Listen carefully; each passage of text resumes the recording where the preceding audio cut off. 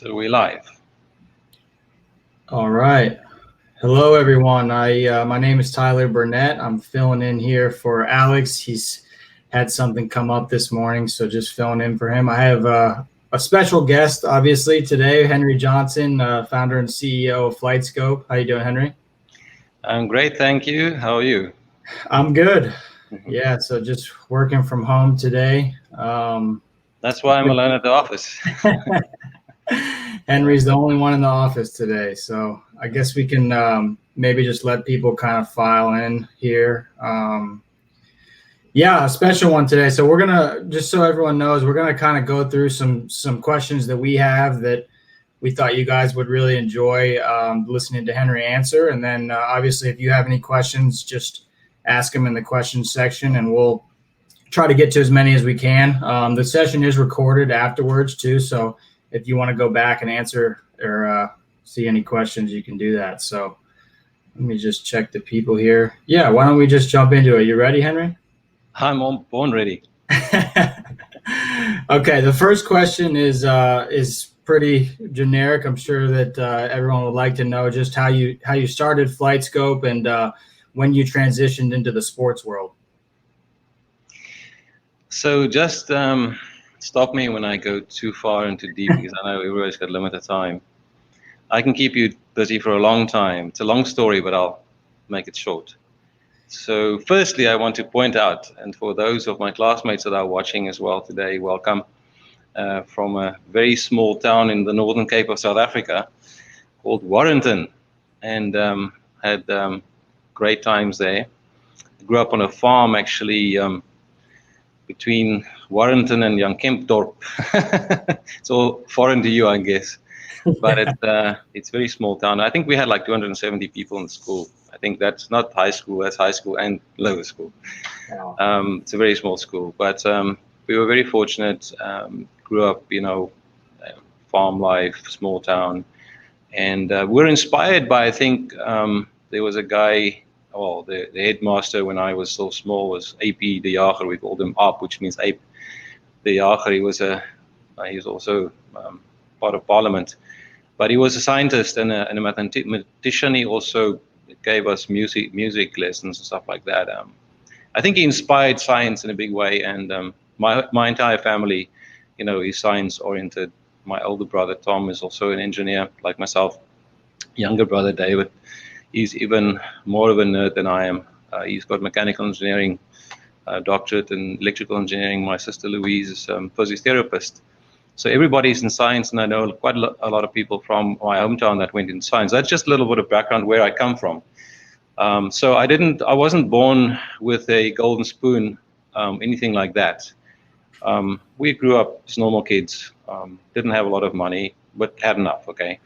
But went into science, always loved science. And I think it's important for you to know that I always chased down my passion.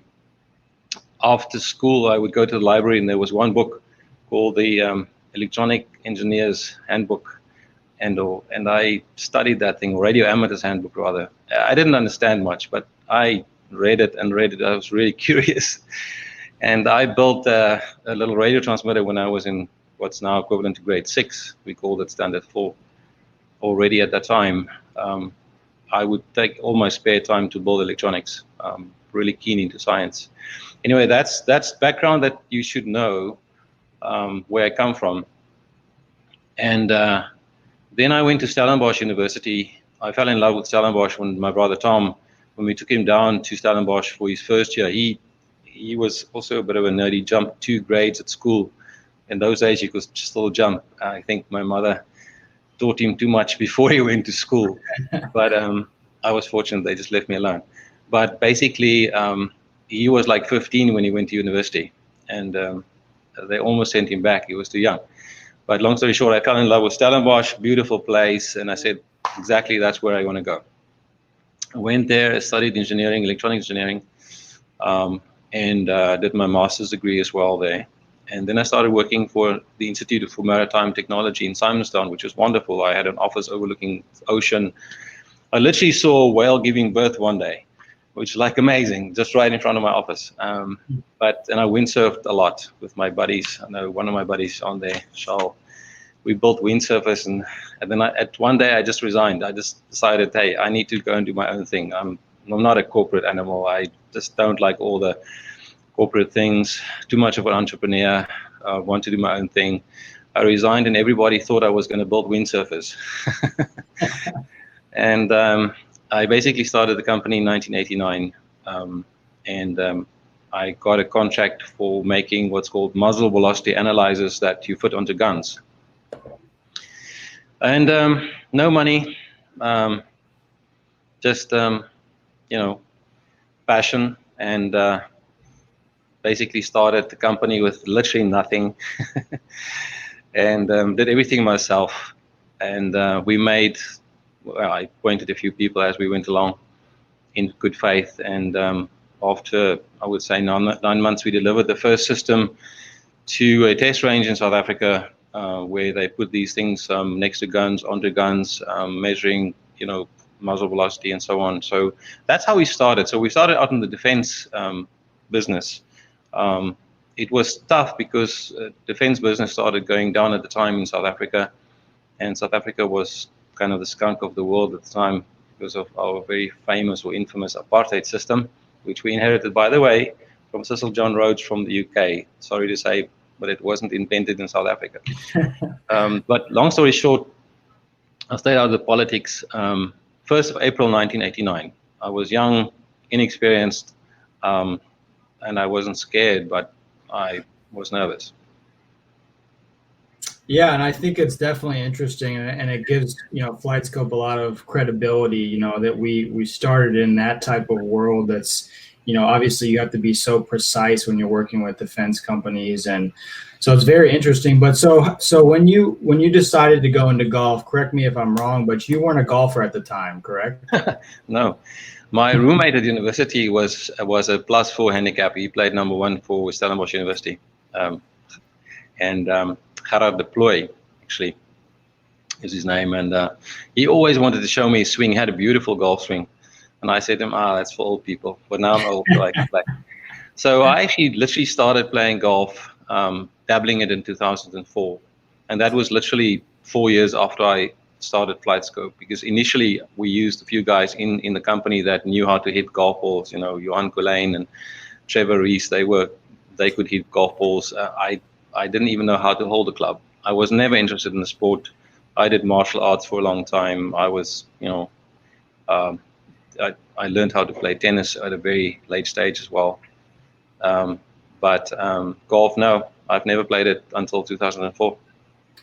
Yeah, I think that's a good point that everyone should know about you, is that obviously now you have a huge passion for golf and you love to play it, and you play at one of the hardest courses in Orlando and possibly the country. So Orange Street, for those that don't know, Orange Street, you're hiding every time.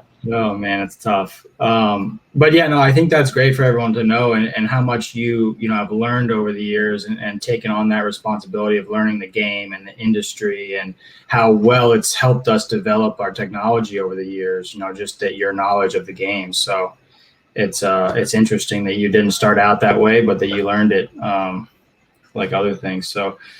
But okay, I think that transitions into the next one, which is how you decided and why you decided to move to the United States, and why you picked Orlando. Yeah, that's a good question. So we made our first FlightScope for golf after we actually devised what was called at the time speedball for cricket, and that kind of, I would say, made me relatively known, at least in England, South Africa, and Australia, and those places, for cricket. And then somebody, came to me and said, "Hey, can you do something with tennis?" And we made an accurate serve speed system for tennis.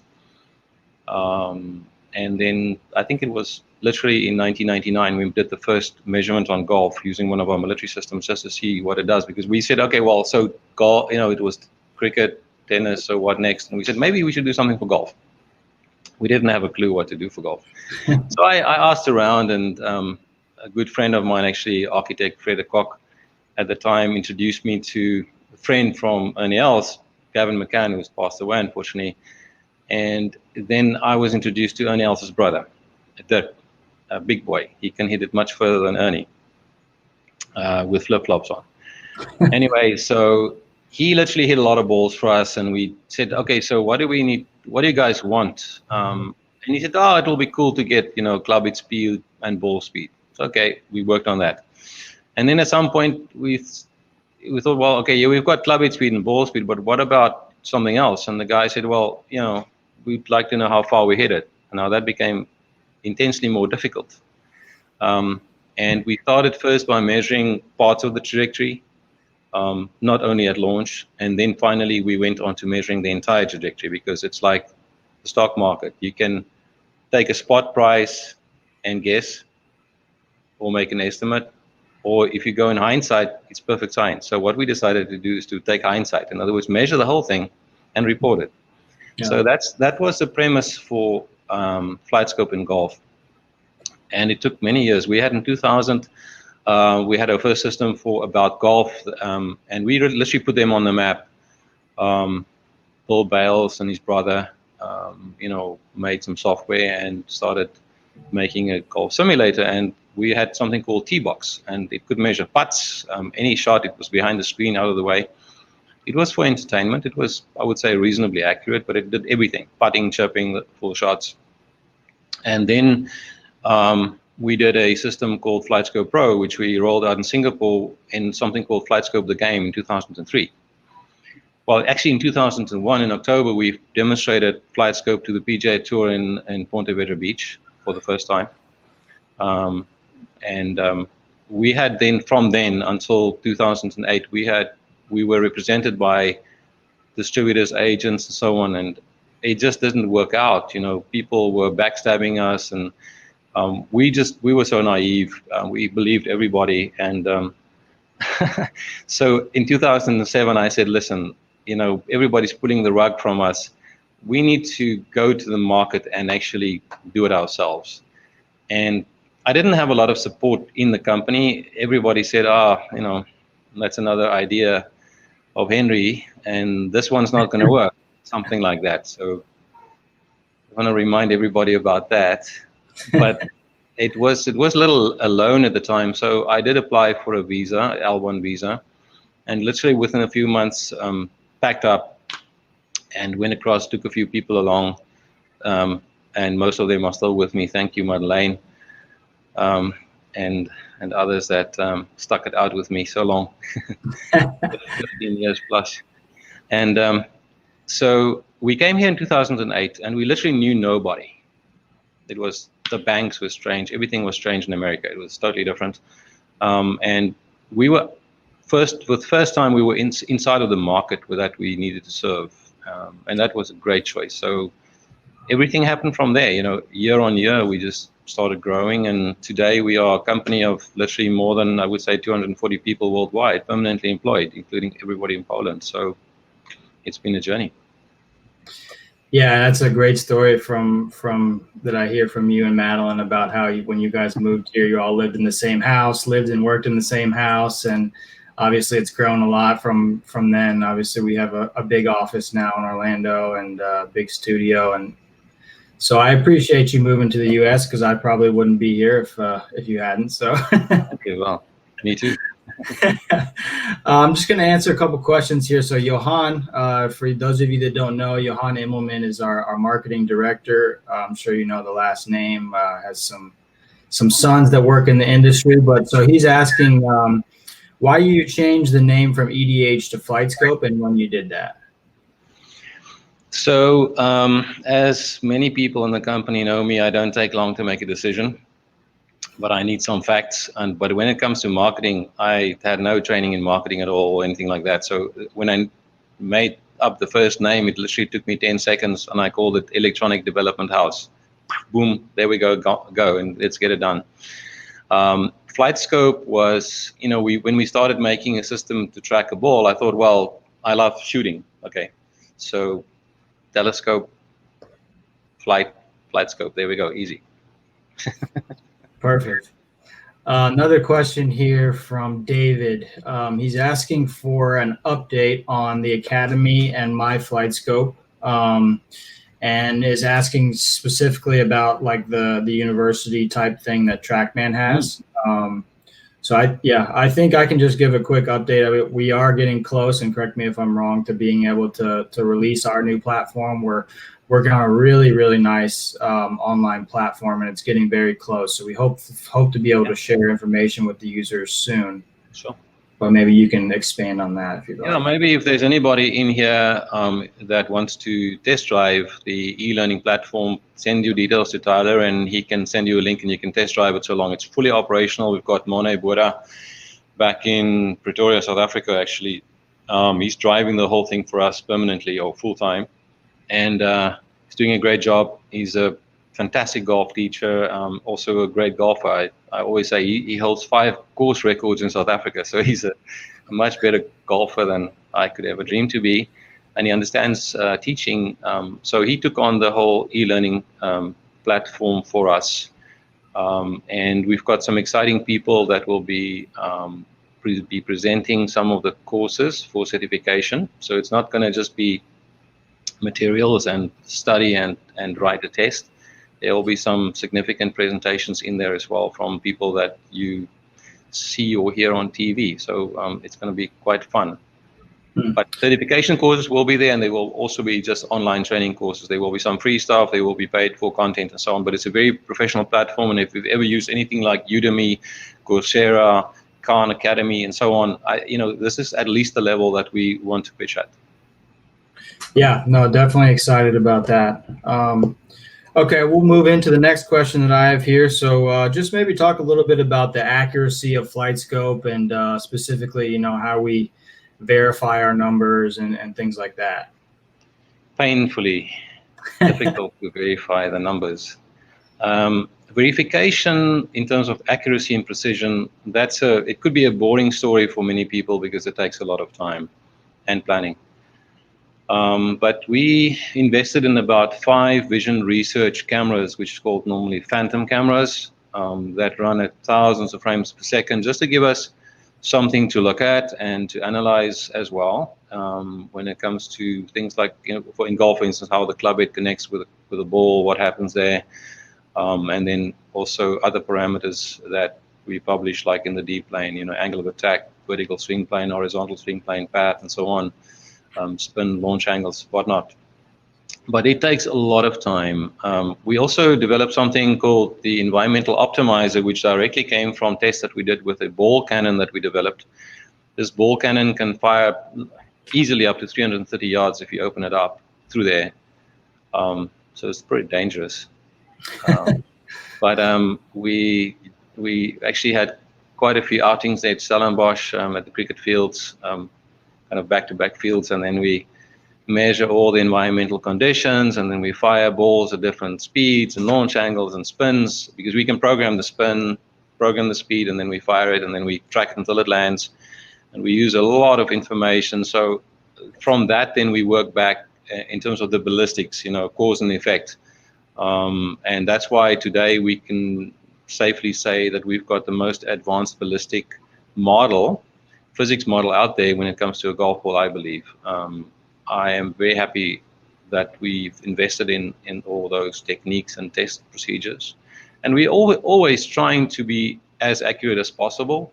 With any piece of equipment, there would be events, circumstances, or I would say things that you haven't planned for that you will encounter along the way. And once we get an outlier or something that's funny, we will dig into it until we find it. I just never let go. I mean, if there's something that I don't understand, that's enough for me to stay awake and just find the solution. So I'm always triggered by curiosity, or through curiosity, I'm triggered by an event like that. So, just give me a challenge like that from science, and you'll get my attention. So I think that also inspires a lot of the work that we do. Because everybody knows, all my entire team, and we have a great team of engineers and scientists, and it's fun just working with them, and everybody knows that that's my passion, not necessarily running the company. I'm a leader, but I'm not a manager, so I'm nobody's boss, by the way. So we do a lot of work when it comes to R&D. Maybe too much if you look at it from a business perspective, but hey, that's what we do, and that's what we like. Yeah, no, I think one of the big things too for me is amazing to see how, you know, we've progressed and moved into the consumer world. When I started at FlightScope around 7 or 8 years ago, you know, obviously we were mainly selling to golf courses and fitters and teachers. But maybe just talk a little bit how you moved that technology into the consumer space with the MIMO and the MIMO Plus. For those that are interested, we can share a video link of the very first video that we made about FlightScope. That was in the year 2000. I already had the vision then. We didn't even have the final product. We were still working on a product, and I had a video made about what we were going to do. And at the end of this video, we basically modeled a consumer product, so to speak. That was always my vision. And yeah, it took a long time to get there. I mean, I would say some of the more expensive products are easier to design because you have more room to move with costs and materials. With the consumer space, you need to take all your knowledge and experience and then bring the price down to an acceptable level that consumers can, you know, tolerate. And one of our values, and I know that everybody knows that already, that's bought from us, we try to be relevant with our pricing structure. We will never take your money because we can. We are not like our competitors and take top dollar because we are unique. We could have done it, but we don't want to do it. We want to be relevant, and we want to be relevant to each market. So consumer space is really important to us. And we want to improve athletes. We want to make people better. We want to be part of that. And that's, to us, that's really rewarding to see. And it's been a huge success going from the specialized products for the, you know, coming from the military where it's super expensive, down to professional level teachers, fitters, academies, and so on.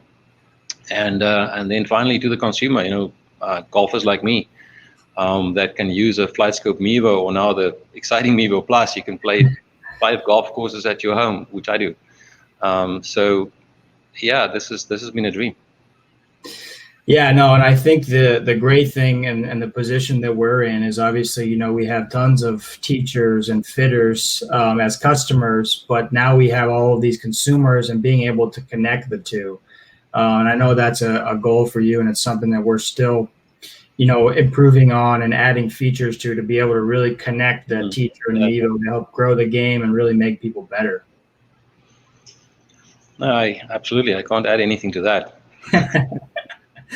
I'm going to answer a question here from the audience, which is a really good one. I'd love to hear the answer to this too. So they're asking, what has been your toughest moment in the business, and what has been your proudest moment in the business? I have to dig deep about the toughest ones. It's I guess it's you know, just one of the traits of a human being, that we tend to forget the really bad things and just cling on to the good things.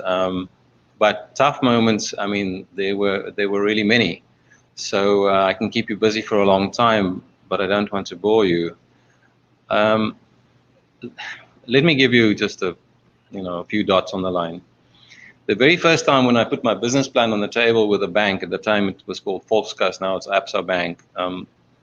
The bank manager looked at everything and he said to me, "Oh, very interesting business plan here, Mr. Johnson. I don't understand a thing, and I think we can give you like a 4,000 Rand overdraft." Now at that stage, it might have been like $1,000. I'm like, gee, you know, I literally had about 10 times that in my personal capacity, and I'm like, okay, one day we'll be big and successful, and I will be taking our accounts and walking over to another bank.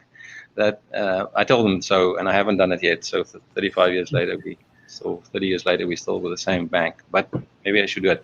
And anyway, that was really tough because it takes your wind out of your sails if you don't get any support when you're enthusiastic about something, you believe in it, you want to do it.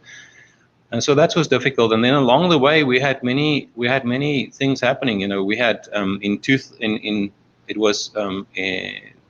December 2001, I demonstrated to a golf range, actually a guy called Carsten Ellis from Denmark, at the World of Golf out of London, and he loved the product. And then in March of 2002, Carsten Ellis and his partner Morten Eldrup Jorgensen from Denmark came to visit us in Stellenbosch for a week, and they wanted to get all the rights for our golf product, FlightScope.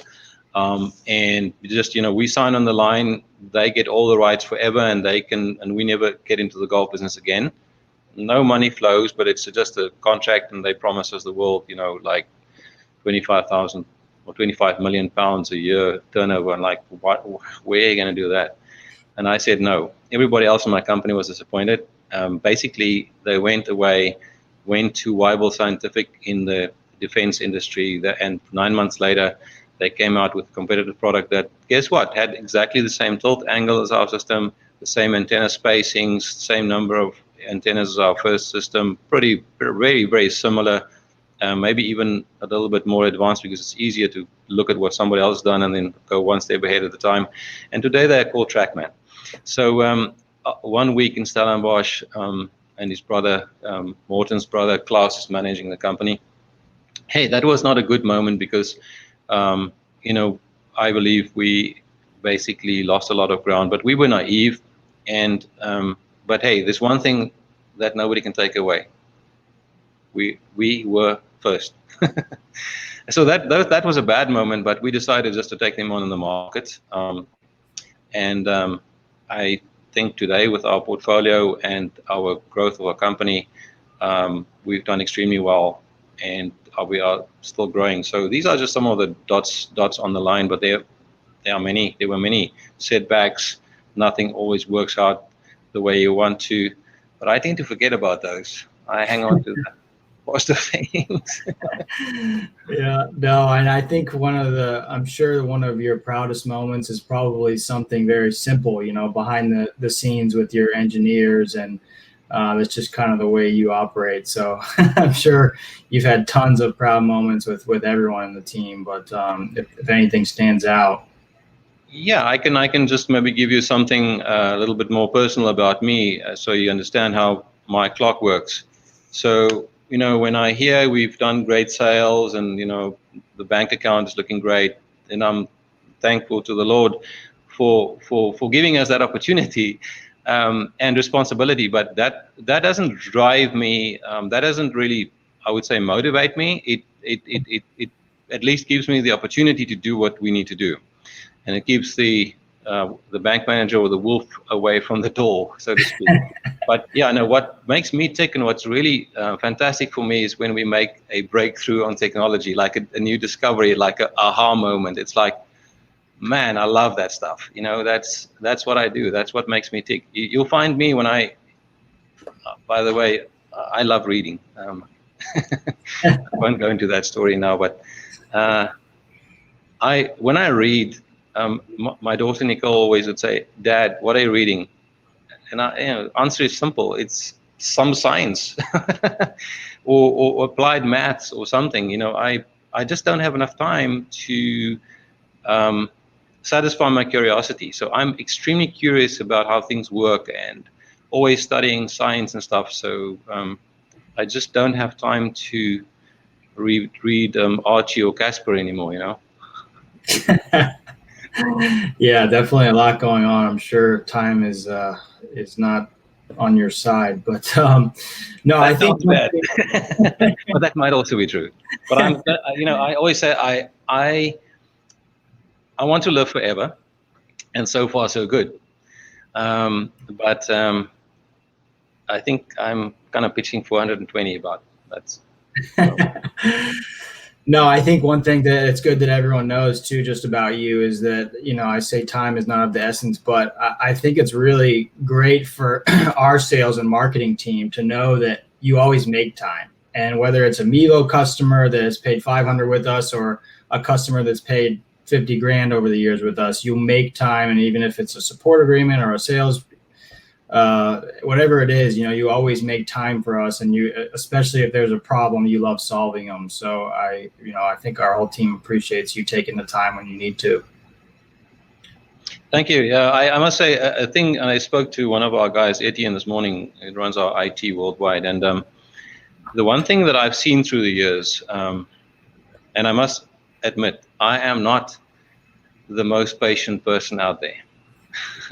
I am relatively behaved because I have to, but inside it's like a little bit of a nuclear station. So I get pretty hot inside because I'm run hard. But when it comes to a customer that is upset about something, I have never found a single one that I came across. We had a few, not many, but over the years that people said, listen, just give this guy his money back. And I said, no, bring that guy to me, and I want to just present the facts. I'm not marketing and sales. I just present the facts, and I haven't had one person walk away and say, no, this is not good enough, because I found that if people have the facts, they make good choices, better choices, and then they don't get upset so easily. So we are also working on our support system now to be more proactive and informative along the way, so that people are informed with facts, and then they seem not to get so upset. But yeah, I love a challenge, so bring it on. Great. Well, I'm going to take a couple of questions here from the audience. So we have a pretty good one here from Juha. Sorry if I mispronounced that, but so she's asking, how does the future of the golf launch monitoring look to you? There's a lot going on in the automotive space with smaller and more powerful electronics, high frequency radars, sensor fusion with cameras. Is that relative to golf monitoring as well? Yes, absolutely. We have some fusion patents that people might not know of, and we'll step on the gas when it comes to that in the future. I see that there have been some movement in the industry that we believe we need to chase down with our own patents when it comes to fusion, where we use radar assisted by camera or camera assisted by radar, either or. That is something that I have always said we will bring in. We started bringing a little bit of that in the X3. It's coming more and more. So it's a matter of life. Now, here's the thing. You can have 10 companies with exactly the same hardware, and you can get 10 different results. We like that because it's like, racing cars. You have similar specs, but there's normally one winner. We like to win. So the race is on. So yeah, there are many things out there. And listen, we have people very capable in terms of machine vision, machine learning, deep learning. I don't really like the word AI. I think it's a misnomer, because artificial intelligence, to me, that's the robot that's going to come and invade our world here and take you over, apparently. That's something like human-like, reacting like, thinking ahead.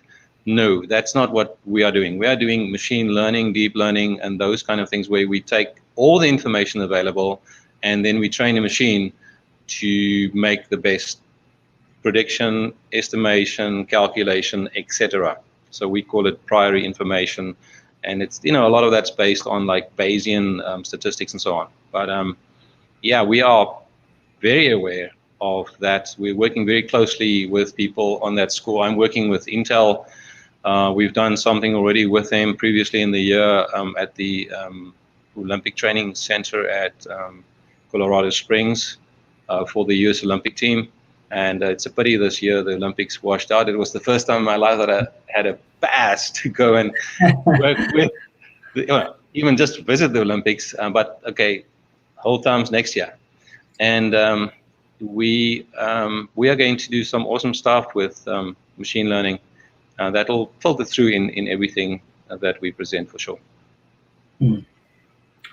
Yeah, so that kind of leads into the next one that is relevant to everything going on in the world today. But obviously, COVID is sensitive subject for a lot of people, but maybe just talk about the company and what challenges we've faced and how we've kind of managed our way through it.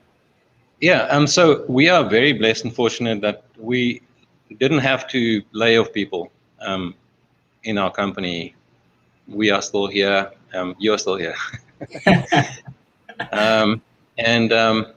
So, in fact, in our Polish offices, what we call FlightScope Europe, where we do our app and web development, I think we've appointed 5 new people in the last 3 weeks.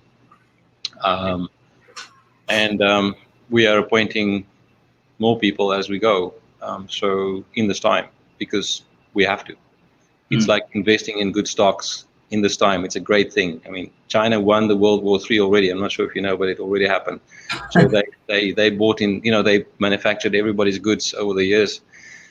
Unfortunately, and they got a lot of dollars, and I'm sure they made a heck of a lot of money. But anyway, I don't want to go into politics. That's just a kind of a teaser out there to get some people heated. We also had some stuff manufactured in China, and guess what? We brought that manufacturing back to Cape Town, South Africa.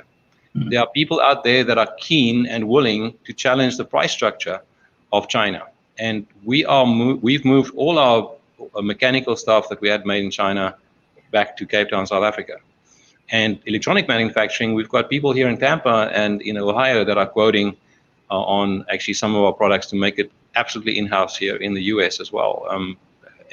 These are the things that we do because of this whole situation that happened with COVID. I almost said cold virus, but I'm not going to get people excited. Oh, that's funny. Okay. Yeah, everyone has their own opinions, I'm sure, but we don't need to get into that. Okay, I'll stay out of it on this public forum, but you get my drift. Yeah, so I just have one more question on my list, and I think maybe it'd be fun for both of us to answer it. But so obviously competitive advantages versus the competitors. So maybe just talk about what you think the 3 biggest ones for FlightScope are over the competition. Mm-hmm. All right, now FlightScope is a very silent company when it comes to marketing, I guess, compared to the rest. So we don't stand on the roofs and shout out and make out as if we are the best. We also don't slam our competitors. We give them a fair chance. When I go to play golf, I also like to compete, but I don't badmouth my competitors, and I think that's a bad thing to do. So that's one thing we don't do. Our competitors do. They badmouth us and other people, and we don't. I just don't allow it in the company. If I hear anybody talking bad about our competitors in a negative way, I'll shut it down, immediately. We just don't allow it. So we love competition. It keeps us a little bit excited, and it makes it fun to be competing. Why not? So that's the one differentiator. When it comes to technology, we are first. I mean, we literally are first. We come from defense. We made systems that could track 155 millimeter projectile. We could track it for 25 kilometers. Okay, if that makes sense to you. But in 3D, okay. We know about ballistics. We know about radar and image processing. We made cameras that still today are running on production lines 24 hours a day from Beijing through to Denver on, looking at bottle tops. We make cameras from zip, using electronic components. So I think our technology base is extremely deep.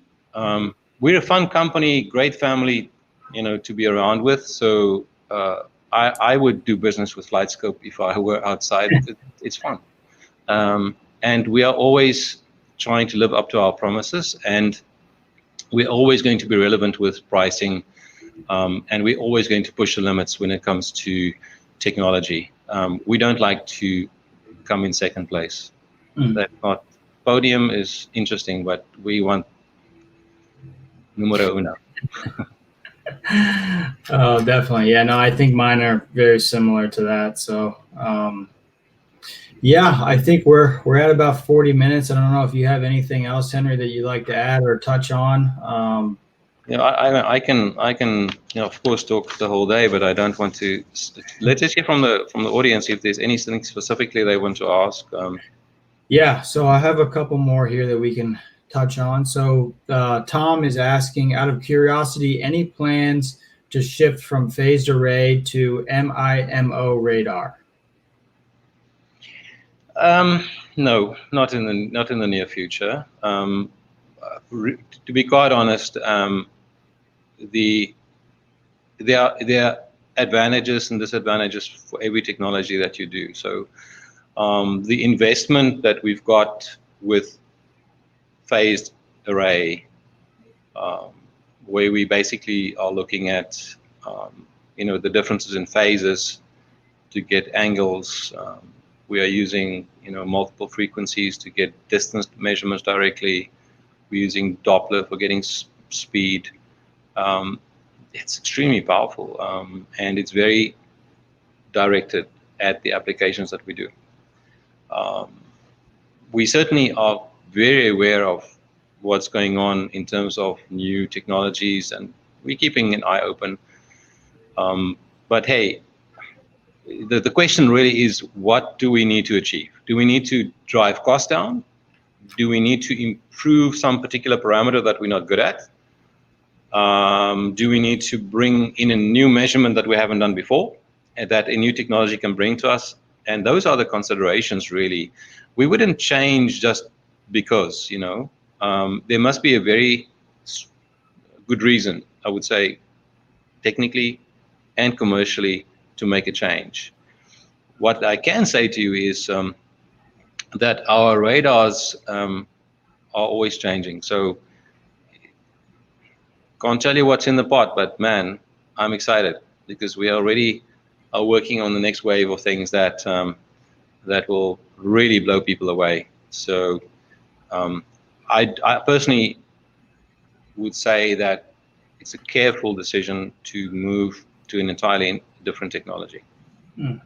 Yeah, no, I think just to build on that, it's always it's interesting and fun to work for the company because there is always something new coming, and we can always look forward to you coming up with something new for us to use in our efforts. So, okay, here. So we have another question here. What is the future of the PC software?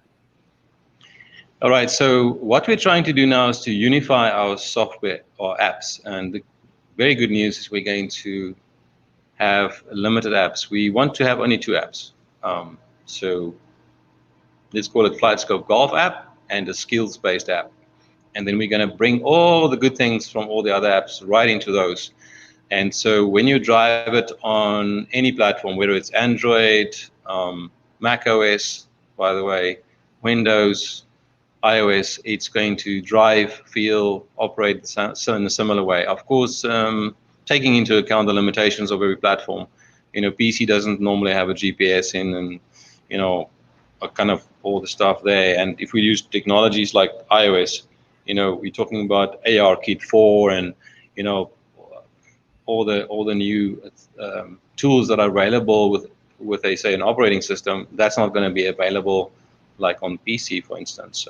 But we have great news when it comes to unifying the software. So shortly, you're going to see a new app coming out that feels like the same and it drives the same on all the platforms. That is what we're working on right now. So Poland team there, fingers crossed. I hope that after you've listened to this webinar, you get back onto making it happen, because I've just let the cat out of the bag. Awesome. This is an interesting question here from Christian. So he's asking, do radar-based launch monitors pose a potential health risk in regards to cancer? All right. So I've got a little picture, I think that Tom, my brother, drew up at some point in time about the relative power densities. Now, firstly, we shouldn't call this a radar.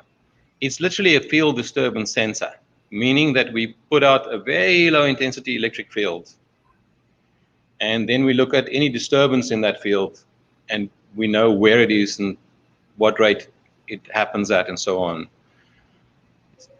It's not yeah, you can call it a radar, but it's actually more a field disturbance sensor on a technical basis. Now, anybody's got a cell phone? Do you know how much energy comes out from this thing? It's about, I would think, at least 50 times more than the radar. So if you put this in your pocket, buddy, yeah, you can literally, by law, we have to say, you have to be like 30 centimeters away from the radar. But, if you can put this phone in your pocket, you can certainly sit on the radar and nothing will happen. Yeah, and I don't do it. I wanted to hear you answer that, because that's exactly what we say too. That putting your cell phone up to your ear or in your pocket is definitely more dangerous. Yeah, I'm not sure which one is more dangerous, depending on the stage of life, I guess. But I think the one in the pocket is kind of scary. Yeah. Oof. So. Okay, I think that wraps up most of the questions here. Anyone that we didn't get to, we download all of these questions, and our team will reach out to you with answers. But Henri, thank you for your time. We appreciate it as always. And if you have, we'll do it again. And if there are follow-up questions, please let us know. What the marketing guys, maybe I can ask you, Tyler. So what's happening with all these little goodies? The branded, things, golf bags, club covers, whatever. Yeah, we're working on some options and pricing, but if anyone has recommendations or ideas on what they, might want, that's a good, is that the pin or the ball marker? This is the pin, Johan Immelman's favorite. I put it on today just for him. But I use it as a ball marker as well. So, and everybody asked me about my head covers, and at Orange Tree they always say, hey, where can we get head covers? And I want a golf bag with FlightScope branding and stuff. Yeah, I would love to hear everyone's recommendations too from the audience. So I saw Madeline posted in the comments here, marketing@flightscope.com. So please email us any questions or anything you'd like to see, buy, anything you want. So just let us know. Okay, so I see that Christian has also asked there, one last, is there something coming on an Evolve MIMO Plus that can show club path and face angle? Can't answer you now, but there are some interesting things in the works there that I think you will be very satisfied to see in the future, but I can't make any promises other than saying that we're working on something, yes. We better cut Henri off before he does release it. Spill the beans. Awesome. Well, thank you. Thanks everyone for joining. Thank you, and especially to my old classmates there from Warrington in South Africa and any other friends around there. Thank you guys for joining up, and thank you to all the clients and supporters. Thank you, Tyler. I see that Alex made a comment there that you just replaced him as a moderator, so well done. And thank you again to all my teammates in FlightScope. It's been a great journey, and we've just begun. All the best. Awesome. Thanks, Henri. Bye. Bye-bye.